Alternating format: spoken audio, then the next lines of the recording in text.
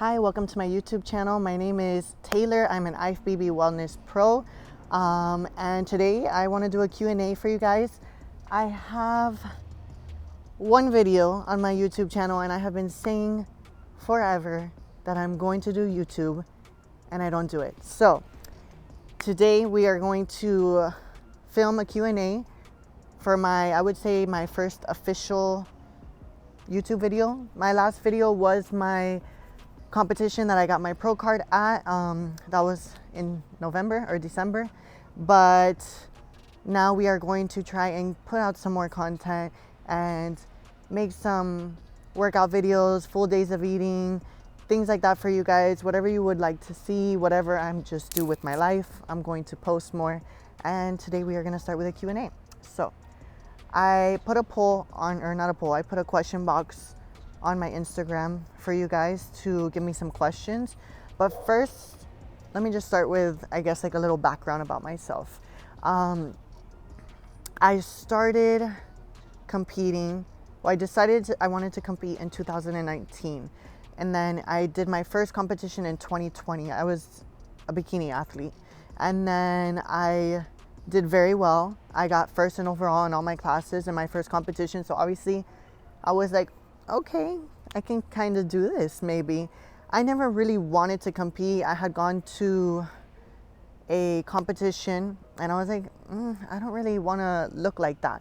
But then the more I got into my fitness journey, I wanted another challenge. I kind of just got bored of where I was at and I needed to like push myself more. So I decided to do a competition. I had some people convince me, oh, you should do it, you would do good. And I was like, okay, why not? Let me see if I can follow a meal plan. Because working out was not the hard part. It was following a meal plan because I was skinny my whole life. So I just ate whatever I wanted all the time. Lost my train of thought. Okay, so I did my competition. I did very well. Then I was like, okay, I'll do a national competition for bikini. And obviously coming from a very high, I won the overall, won first place. I go to my first national show, which if you compete, you know, is a different level than a local show. And I got fourth place out of 25 girls, I believe it was, 25 or 24. And to me, that was terrible because I had just came from winning and, you know, people were telling me, oh, you're going to get your pro card. You're going to, mind you, I had just started competing, not even a year in of competing, and I'm already, you know, but I just wanted to win. So I thought it was terrible. I started crying. And later on, after I looked at it, I'm like, fourth place in my first national show. I had just started competing. That's very, very good. So, but then after that, I decided I like the challenge of competing. I like the whole process of it, the structure, but I didn't like getting so small. So when I started the gym, I just wanted to gain weight. So now that I was competing and going back and getting smaller, I didn't enjoy it. I didn't like how I looked. I was self-conscious again. So that's when wellness started to, you know, become a thing. And I was like, you know what? I want to do wellness. I was going back and forth with my old coach and I was like, you know, I want to do wellness. And he wanted me to stay in bikini because he knew that I could do very well in bikini because I had just got fourth place in my first national show. But my mind was set. I wanted to do wellness. Coming from a very skinny girl, I wanted to do wellness. I just wanted to grow my legs and I knew that I would be happier with that body type. So I ended up deciding to do wellness. I took some time off and then I got a new coach and we took about 10 to 11 months to grow. That first progression phase from coming from bikini to wellness took about 10 to 11 months. I believe it was, I put on 25 pounds. Obviously there was a lot of body fat as well. It wasn't just straight muscle of 25 pounds. And then I decided I was going to do the Arnold Amateur as my first wellness show. So I did the Arnold Amateur. I got first place in my class, but unfortunately with the Arnold Amateur, the first place winner doesn't get their pro card. It has to be the overall. So I competed against Andrea, which is now an Olympian. me and her competed against each other in the overall, and she ended up taking the overall and getting her pro card. So that means my first wellness show I got first place, but I didn't get my pro card. So then I took some time to prep again. I ended up competing in nationals in, was it December? The beginning of December or November? I have terrible memory, but I competed in nationals last year and I got my pro card. So that's, I guess I kind of just babbled on, but that is like how I got from bikini, how I started competing, and where I'm at right now as a pro. So let's just go into some of the basic questions. Somebody asked, how old am I and how tall am I? And what's my weight? I'm 25, but my birthday is January 7th, so practically 26 because it's in like a month. I'm 5'4", and my weight is right now is like 154, 155. How many shows have I done? I already answered that. So it was 1, 2, I've done 4 shows. When am I planning to compete again? So after I got my pro card, after nationals, I took this whole year to improve, kind of just like mentally recheck myself, like rebalance, because I was going extremely hard. Once I decided from bikini, once I decided I needed to go to wellness, I knew that was going to take like so much focus and dedication to get from that bikini physique to get to wellness and do good.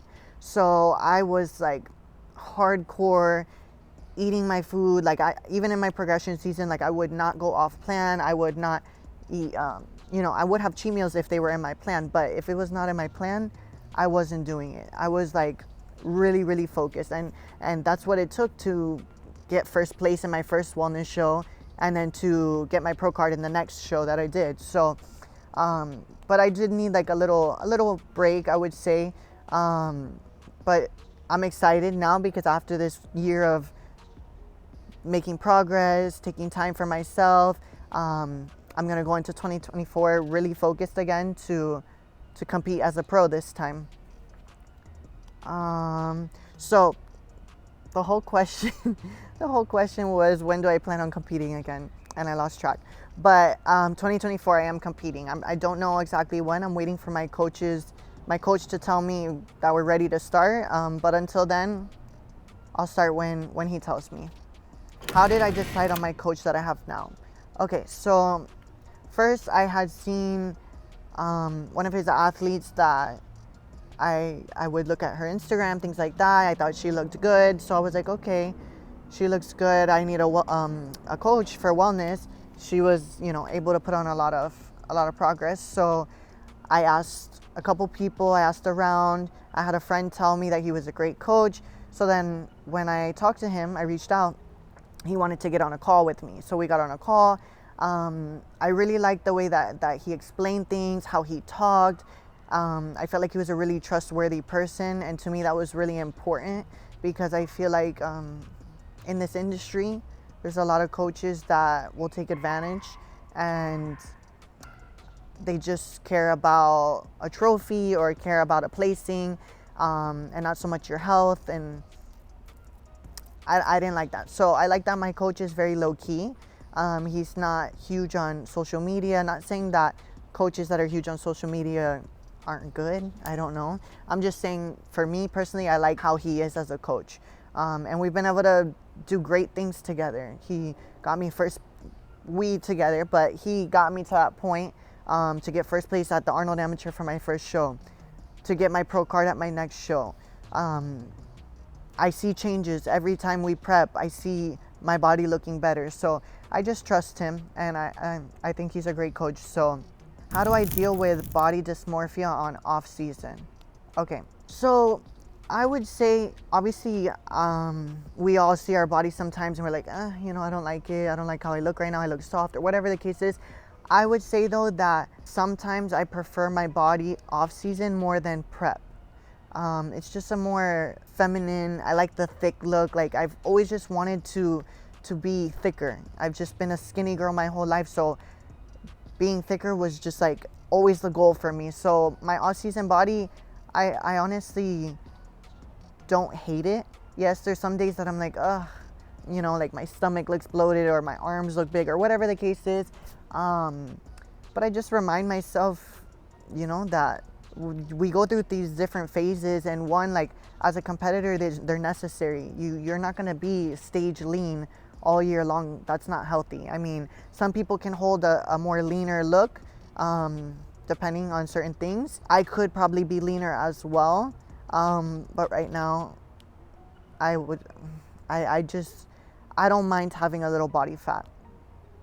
So as far as dealing with it, like if I'm just having a bad body image day, like I just try to remind myself like that tomorrow or the next day, like I'll feel good again. Like it's really, it's natural. Even for non-competitors, you're not gonna love the way you look every single day, but don't think that you are supposed to look stage lean all year long. That's not, for me, that's not gonna happen. I enjoy both bodies. I enjoy the thicker side, and I enjoy being lean when it's time to be lean. Will I ever coach for competition prep? I don't want to say never, but I just don't think that that's what I would be passionate about. I'm passionate competing myself, and I'm passionate about helping people with posing. I do help girls with posing, but as far as like prepping someone, I just feel like it's a lot of responsibility. You never know. Maybe I change my mind and I do it one time and I enjoy it. But as of right now, I don't see myself doing that. What do you think was the biggest factor in your growth? Mindset, training, eating. Okay, so we know that it takes all of them to grow, but biggest one first is eating. But then I would say mindset comes before eating, because you don't know how many days there are that I don't want to eat my meals, and I have to like just tell myself that I need to eat them or I'm not going to make progress. So I guess I'll say mindset, because without consistency, without doing the things that you don't necessarily want to do every single day, you're not going to get to where you need to be. So mindset, then eating, then training, in my opinion, but they're all very important. Where am I from? Born and raised in Homestead, Florida. If you don't know where that is, let's just say Miami. My mom was born in New York because her dad was in the military, but she traveled all over the place, but her family is from Boston. And then my dad's side is from Key West, and his family's from Key West. And my mom told me the other day that my great grandmother is from the islands. So yeah, for the most part, I'm white. My last name is German. How did you start with dark sport, and how do you like it? Ooh, I love dark sport. Honestly, like, you see all of these athletes or ambassadors or whatever they are promoting a brand, and you think, oh, you know, just because they're getting paid, or just because they're getting free stuff or whatever it is. But honestly, when it comes to dark sport, I really can't say, like, it's an amazing brand. Like, they treat us so good. It really is like a family. They're not just looking at us as like someone that they're getting benefit from, I feel like, at least. Like, they really are great. I started with them February this year, so it's gonna be in like 2 months. It's gonna be a year that I'll be with them. But they had reached out to me. They had sent me, it was one of the people that work for them, that she had DM'd me, and she pretty much asked me, you know, if I wanted to be part of dark sport. And I'm gonna be honest, like, I didn't wear any dark sport clothes before. I just didn't buy too many gym clothes like that from brands. Like, I just Amazon or whatever, like cheaper brands. But so I wasn't like big in the dark sport. I would see it around sometimes, but I just didn't really know too much about them. But then once I started with them, I love the clothes. I love the family. I love that it's bodybuilding. Like, based around bodybuilding. I love that because when they reached out to me, I couldn't believe it because the girls that I look up to, Francielle, Isa, you know, all of these wellness girls that I look up to were with them. So I'm like, I was in shock. Like they want me to be a part of Dark Sport, because I think it was that I just had gotten my pro card. Yeah, like I had just recently got my pro card. Do I like sports? Well, okay, let's see. When I was younger, before I got into the gym, I did a couple things. I played soccer. I did karate first. I was really into that when I was younger. Like I was on competition teams. Like that was my life. Then, you know, I started getting a little bit older. I wanted some time like for friends and to do more things. All I was doing was training and you know, going to competitions and stuff like that. So I did karate for a while. I did soccer. I did cheerleading. I did dance. What am I forgetting? Karate, soccer, cheerleading, dance. I think that's it. So I was always active and I did sports, but I don't think I'm very good at sports.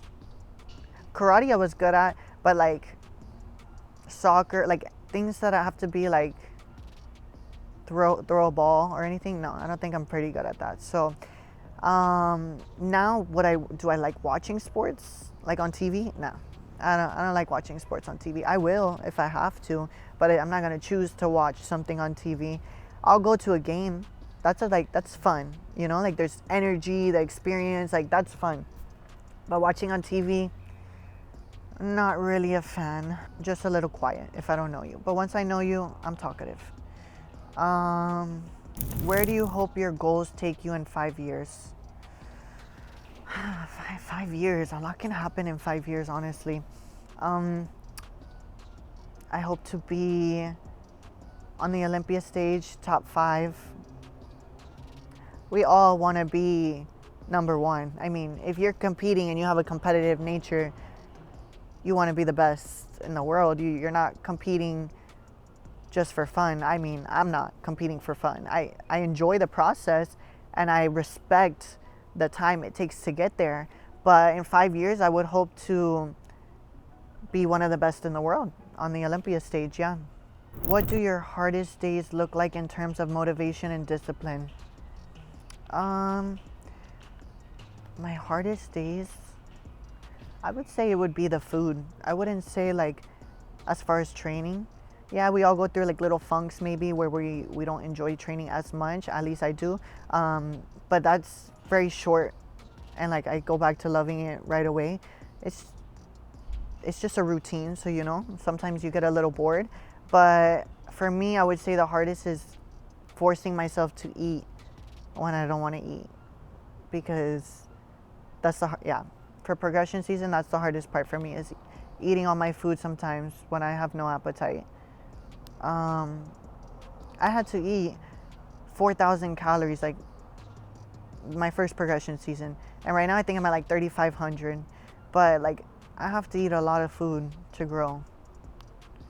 I wanted this first video to be something that you guys can kind of like get to know me a little bit better, just where I started, where I'm at right now, my plans for the future, like just little things about me, so that when you guys watch my workout videos or you watch a day in a life, like you kind of know me a little bit better, I guess I would say.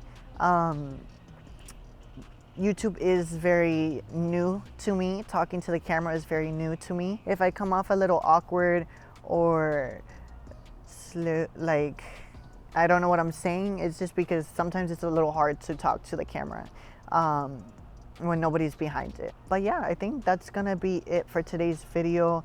Let me know in the comments what you guys want to see. I do plan on doing a bunch for you guys. I have a whole list here as far as like my recovery days, my training days, my I want to document my whole prep when I do start prep for my pro debut, so you guys can go along with that journey, go along with me in that journey as well. So yeah, I hope you guys enjoyed this video, got to know me a little bit better, and don't forget to like, subscribe, share, and I will be posting the next video soon. Thank you for watching.